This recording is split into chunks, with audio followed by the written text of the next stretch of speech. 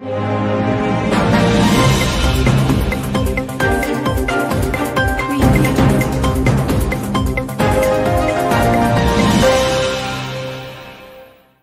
To news 9 TV. నేను మీ Satya. Today speed news.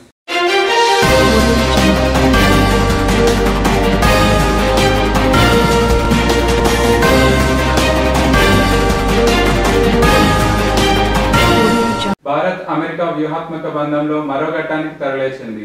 ఈ బంధం ప్రాముఖ్యతను తెలిపేలా అమెరికా ప్రతినిధుల సభలో తీర్మానానికి చట్టసభ సభ్యుడు టామ్ నోబ్లెస్ని ప్రవేశపెట్టారు. దీనికి 36 మంది రిపబ్లికన్, డెమోక్రటిక్ పార్టీల సభ్యులు మద్దతు పలికారు.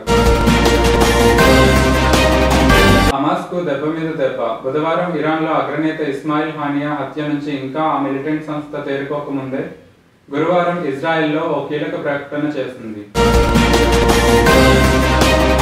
ఉత్తర కొరియా భీకర వరదల్లో అతలాకుతలం అవుతోంది. ఈ విపత్కర పరిస్థితుల్లో పొరుగు దేశానికి సాయం అందించేందుకు దక్షిణ కొరియా ముందుకు వచ్చింది. వరదలు ముంచెత్తుతున్న దాయాది దేశానికి సహాయక సామాగ్రిని అందించేందుకు సిద్ధంగా ఉన్నామని ప్రకటించింది. పాకిస్తాన్ జైలులో ఉన్న ఆ దేశ మాజీ ప్రధానమంత్రి ఇమ్రాన్ ఖాన్ ను ఇంటర్వ్యూ చేయాలని ప్రయత్నించిన బ్రిటిష్ అమెరికన్ జర్నలిస్ట్ ను పాక్ బహిష్కరించినట్లు డాన్ పత్రిక గురువారం కథనం ప్రచురించింది.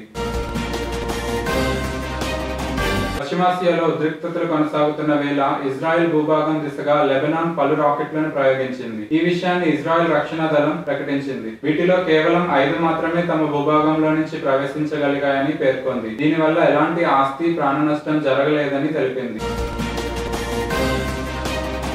రైలు ప్రమాదాలకు అడ్డుకట్ట వేసేందుకు 10,000 రైలు పెట్టెల్లో అధునాతన ఆటోమేటిక్ రక్షణ వ్యవస్థ కవచ్ 4.0ను ఏర్పాటు చేయనున్నట్లు రైల్వే శాఖ మంత్రి అశ్విన్ వైష్ణవ్ వెల్లడించారు. 9,000 కిలోమీటర్ల మేర రైలు మార్గానికి దీనిని విస్తరింపచేయడానికి టెండర్లు ఆహ్వానించినట్లు తెలిపారు. రైల్వే అనుబంధ పద్ధతులపై చర్చకు గురువారం లోక్సభలో ఆయన సమాధానమిచ్చారు.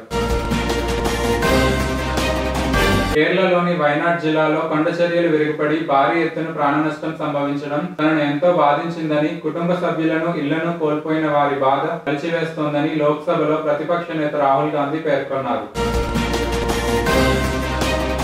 దుబాయ్ ఎయిర్పోర్ట్ అథారిటీకి బకాయిలు చెల్లించని కారణంగా విమానాలు రద్దు కావడంతో బుధవారం వందల మంది స్పైస్ జెట్ ప్రయాణికులు దుబాయ్లో చిక్కుకుపోయారు. ఈ విషయాన్ని గురువారం ఆ సంస్థ ప్రతినిధి ఒకరు ధృవీకరించారు. దాదాపు 10 విమానాలు దుబాయ్లో రద్దయ్యాయని, అవి దేశంలోని వివిధ నగరాలకు రావాల్సి ఉందని తెలిసింది. ప్రయాణికులకు ప్రత్యామ్నాయ ఏర్పాటు చేశామని సంస్థ ప్రతినిధులు తెలిపారు. దేశంలోని కొంతకాలంగా ఘోర విపత్తులను చూస్తున్నాం. అత్యంత తీవ్రమైన ఎండలతో కూడిన వేసవి కాలం తర్వాత ఇప్పుడు కుండపోత వర్షాలు, వరదలు ముంచెత్తుతున్నాయి. మరోవైపు కొండ చర్యలు విరిగిపడుతున్న ఘటనలు పెరుగుతున్నాయి. 3 దశాబ్దాలుగా నలుగుతూ వస్తున్న ఎస్సీ రిజర్వేషన్ల ఉపవర్గీకరణ సమస్యకు పరిష్కారం లభించింది. ఉపవర్గీకరణకు సుప్రీంకోర్టు ఆమోద ముద్ర వేసింది. రాష్ట్రాలకు దీనిపై రాజ్యాంగబద్ధ అధికారం ఉందని పేర్కొంది.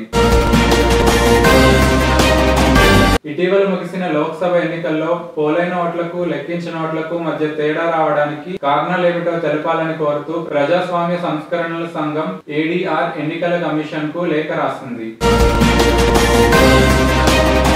తెలంగాణ యువత సాంకేతిక నైపుణ్యాలు పెంచుకొని ప్రపంచంతో పోటీ పడాలని, ఉన్నత స్థానాల్లో స్థిరపడాలని ముఖ్యమంత్రి రేవంత్ రెడ్డి ఆకాంక్షించారు. ప్రపంచ వ్యాప్తంగా నిపుణుల కొరత ఉందని, వృత్తి నైపుణ్యం లేకపోవడం వల్ల నిరుద్యోగం పెరుగుతోందని అన్నారు. రాష్ట్రంలోని పట్టణ, గ్రామీణ ప్రాంతాల్లో పరిశుభ్రత, మొక్కలు నాటి పెంచేందుకు ఈ నెల 5 నుంచి 9 వరకు స్వచ్ఛదనం పచ్చదనం ప్రత్యేక కార్యక్రమాన్ని నిర్వహిస్తున్నట్లు రాష్ట్ర పంచాయతీరాజ్, గ్రామీణాభివృద్ధి శాఖ మంత్రి సీతక్క తెలిపారు.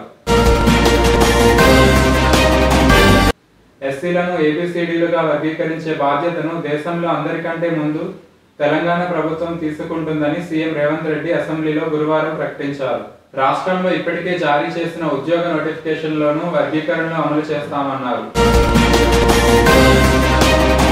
నాగార్జున సాగర్ ప్రాజెక్టు వేగంగా నిండుతోంది. గురువారం సాయంత్రం 6 గంటల సమయానికి సాగర్ పూర్తి స్థాయి నిల్వ సామర్థ్యం 182.95 టీఎంసీలకు చేరుకుంది. ఒక్క రోజులోనే 97.54% పెన్షన్ల పెంపుని సంతృప్తినిచ్చిందని సీఎం చంద్రబాబు తెలిపారు. ఈ మేరకు ఆయన ఎక్స్ వేదికగా పోస్ట్ చేశారు. 1వ తేదీన ఇంటి వద్ద 2737 కోట్ల 64 లక్షల మందికి పెన్షన్లు పంపిణీ చేసినట్లు తెలిపారు. గతంలో ఎన్నడూ లేని విధంగా ఒక్క రోజులో రికార్డు స్థాయిలో అందించినట్లు పేర్కొన్నారు. శ్రీశైలం ఆలయంలో మద్యం తాగి విధులకు హాజరైన ఉద్యోగిని భక్తులు పట్టుకొని దేహశుద్ధి చేశారు. క్యూ కంపార్ట్మెంట్ లో గురువారం రాత్రి 9 గంటలకు ఈ ఘటన చోటు చేసుకుంది. అనంతరం కొంతమంది భక్తులు ఆలయ క్యూ లైన్ల వద్ద బైఠాయించి నిరసన తెలిపారు. అనంతరం సహాయ కార్యనిర్వహణాధికారి జి స్వాములు అక్కడికి చేరుకుని వారికి సర్ది చెప్పే ప్రయత్నం చేశారు.